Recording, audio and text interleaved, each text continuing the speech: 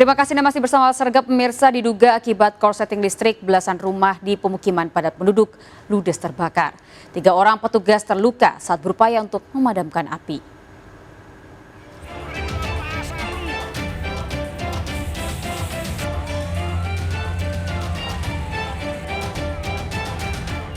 Kobaran api membesar membakar belasan rumah warga di pemukiman padat penduduk di kawasan Kampung Pelayaran, Kelurahan Prapatan, Balikpapan Selatan. Kencangnya angin membuat api dengan cepat meluas melahap bangunan rumah warga. Upaya pemadaman petugas terkendala akses jalan yang sempit dan area pemukiman yang berada di kawasan perbukitan. Dalam upaya pemadaman ini, 3 orang petugas pemadam kebakaran terpaksa dilarikan ke rumah sakit akibat mengalami sesak napas dan terluka saat berjibaku menjinakkan kobaran api. Dari keterangan saksi mata, api berasal dari salah satu rumah warga yang dihuni seorang lansia. Diduga api muncul akibat korsleting listrik.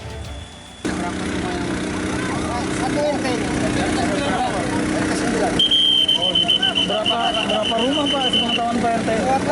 12 rumah yang terdampak. 8 unit mobil pemadam kebakaran yang dikerahkan ke lokasi berhasil memadamkan api dalam 1 jam. Akibat kebakaran belasan rumah warga ini, 25 kepala keluarga kehilangan tempat tinggalnya. Sementara pihak kepolisian masih menyelidiki kasus ini yang diperkirakan menimbulkan kerugian hingga miliaran rupiah. Dari Balikpapan, Kalimantan Timur, Mukmin Aziz, iNews melaporkan. Pemirsa, sejumlah anak di bawah umur di Kota Medan, Sumatera Utara dipekerjakan sebagai terapis pijat plus-plus. Terungkapnya prostitusi anak di bawah umur ini setelah salah satu orang tua korban curiga dengan keseharian putrinya. Pengelola panti pijat plus-plus digerebek warga dan diserahkan ke kantor polisi.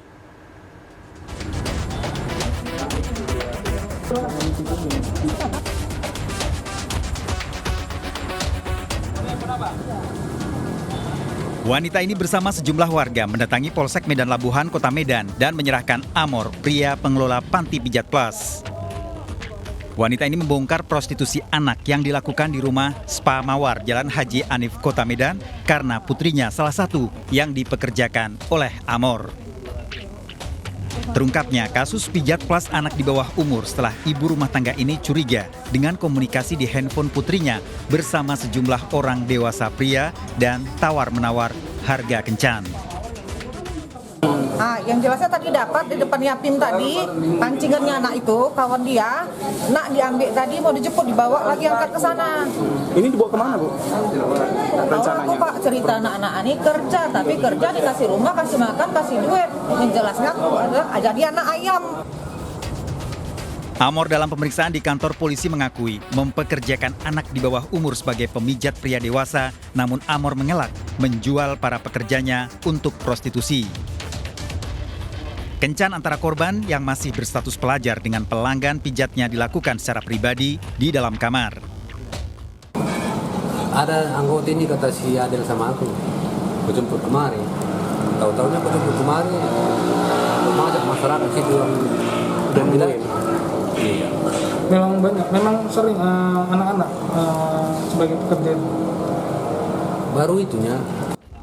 Dari hasil pemeriksaan polisi, Amor mengambil keuntungan Rp50.000 dari upah memijat setiap remaja yang dipekerjakan.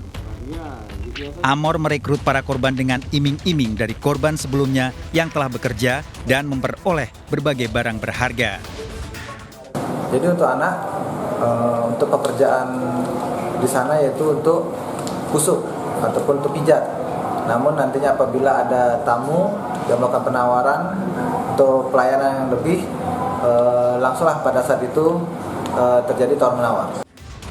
Barang bukti yang diamankan di Spa Mawar, obat dan alat kontrasepsi, pakaian dalam wanita, serta tisu. Tersangka terancam hukuman 12 tahun penjara dijerat Undang-Undang Perlindungan Anak. Dari Medan, Sumatera Utara, Yuda Bahar, iNews melaporkan. Keinformasi lainnya pemirsa, pencurian sepeda di perumahan Pondok Aren, Tangerang Selatan terekam kamera CCTV. Dalam rekaman CCTV terlihat pelaku yang beraksi masuk rumah dengan memanjat pagar setinggi 2 meter.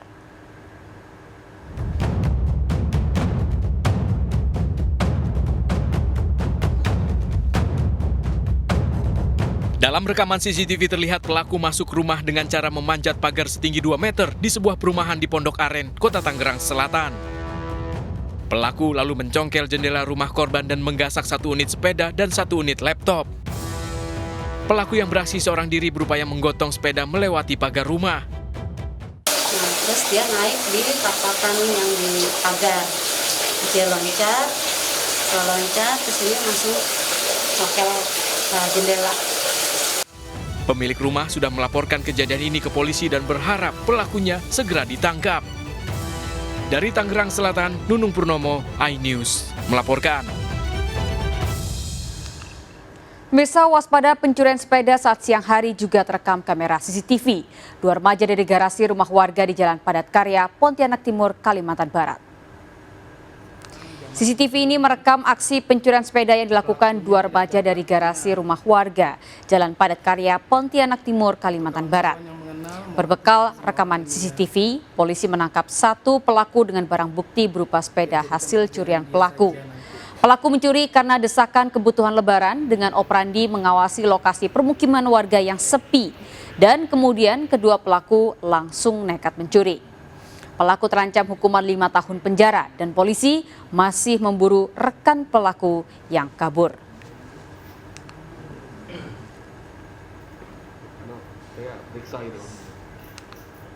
Pemirsa, pelaku penyimpangan seksual atau fetish bungkus kain jarik di Surabaya, Jawa Timur mencari sasaran korban mahasiswa baru. Selain berdalih sedang melakukan penelitian tugas akhir, pelaku juga mengancam para korbannya. Korban fetish dibungkus kain jarik dan diikat hingga 3 jam dan rekaman videonya diduga sebagai pemuas fantasi seks pelaku.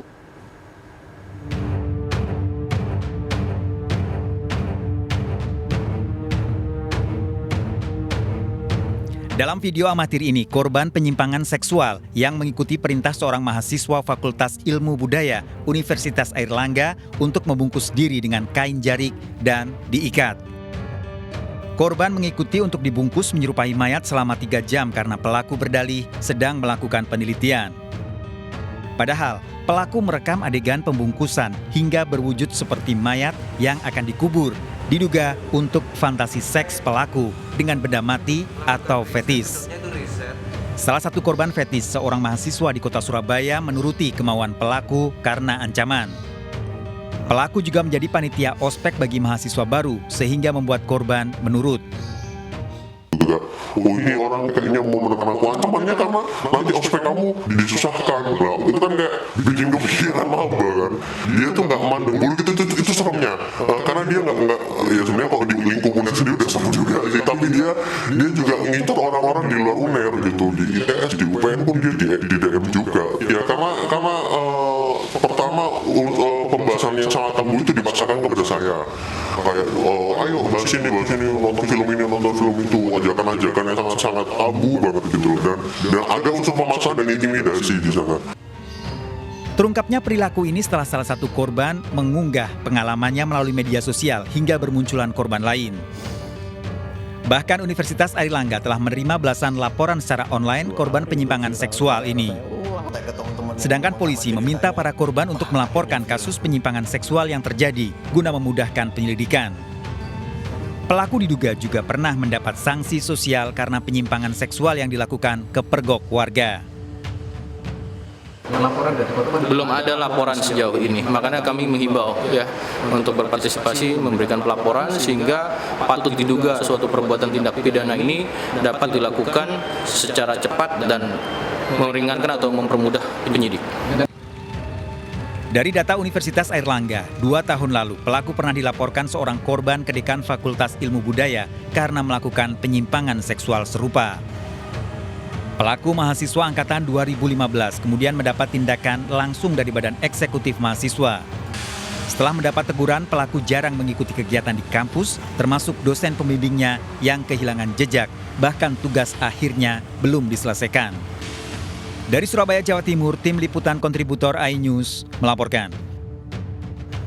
Pemirsa, korban penipuan investasi paket kurban mencapai ribuan orang dari 4 kabupaten di Jawa Barat. Korban tergiur dengan iming-iming paket murah hewan kurban. Namun hingga Hari Raya Idul Adha, janji hewan kurban tak kunjung datang. Polisi membentuk tim khusus menyelidiki kasus dugaan investasi bodong ini.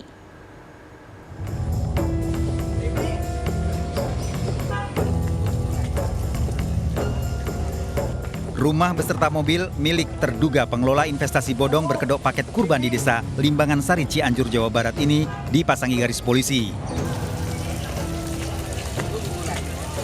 Sebelumnya, ratusan warga yang menjadi korban penipuan mendatangi rumah terduga pengelola investasi bodong.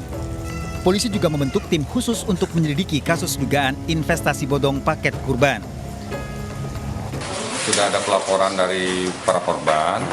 Kami sebagai yang memiliki wilayah ini membantu Polres Cianjur untuk melakukan pemasangan polis lain. Puluhan korban investasi bodong paket kurban yang sebagian besar ibu-ibu dan karyawan pabrik mulai melapor ke Polres Cianjur. Korban mengalami kerugian puluhan hingga ratusan juta rupiah. Korban mengaku tergiur investasi bodong ini karena harga yang ditawarkan sangat murah. Namun hingga batas waktu yang ditentukan, paket tersebut tidak terrealisasi. Dari mulai paket lebaran, janjinya kan tanggal sekian, terus diundur lagi sampai di atas materai tanggal 31. Tapi kenyataannya kan nggak ada lagi. Kerugian pribadi saya juga nggak sedikit gitu, lumayan lah. Kalau untuk saya mah sekitar 18 juta itu untuk pribadi sendiri, belum sama reseller jadi 35 jutaan itu.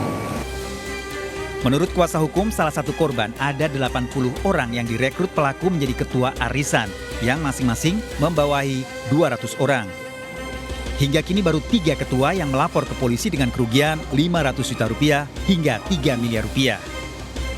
Korban penipuan investasi paket kurban ini mencapai ribuan orang dari sejumlah kabupaten di Jawa Barat. Dari Cianjur, Jawa Barat, Muhammad Andi Ihsan, iNews melaporkan. 2 YouTuber yang membagikan daging kurban berisikan sampah ditetapkan sebagai tersangka dan ditahan. Informasi lengkapnya kami hadirkan untuk Anda sesaat lagi. Tetaplah bersama kami di Sergap.